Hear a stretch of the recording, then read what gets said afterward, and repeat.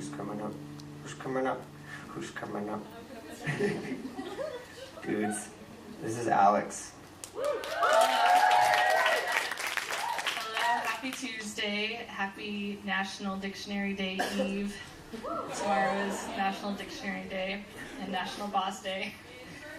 And my birthday too.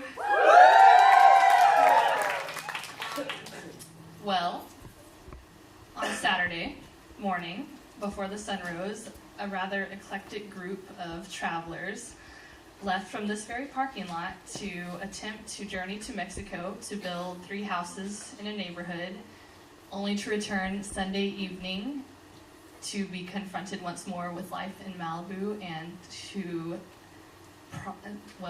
process everything that happened in that less than 48-hour period. I was part of that group, and this is my attempt to process what happened in that time.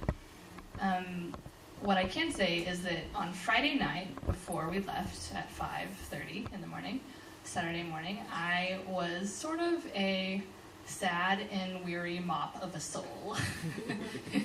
Yes. And then when we returned on Sunday night, I was refreshed. So something happened between Friday night and Sunday night that refreshed my soul.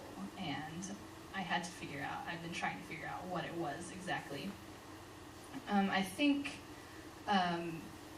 in thinking through it, I realized while we were there that we are all poor. Now, when we think of mission trips, we can traditionally think of a more materially wealthy group going to serve in some way a less materially wealthy group. And so we can say that perhaps the Mexican families in the neighborhood where we were working were materially poverty-stricken.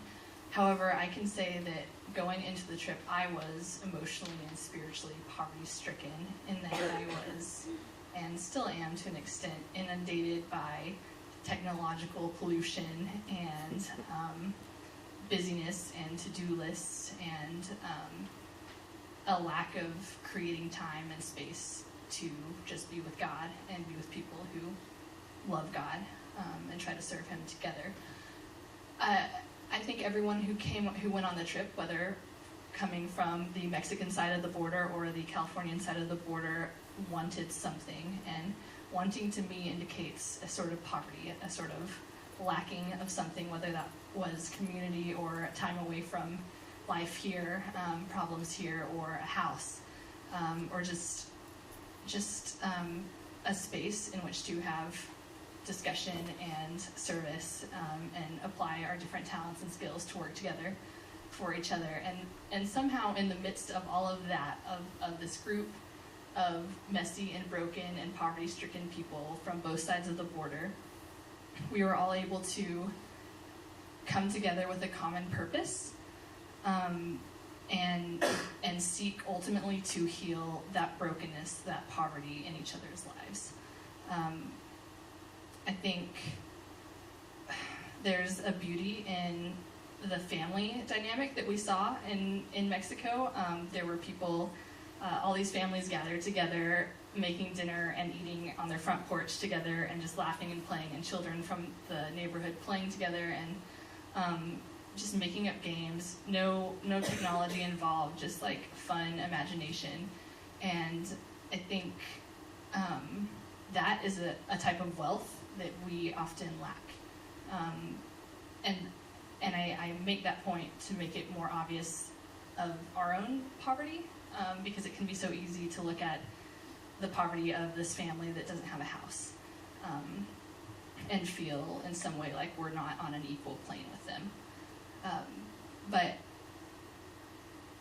coming together as a group of people who are on an equally lacking plane, God still used us and loved us all together as one group of people, as one community and church.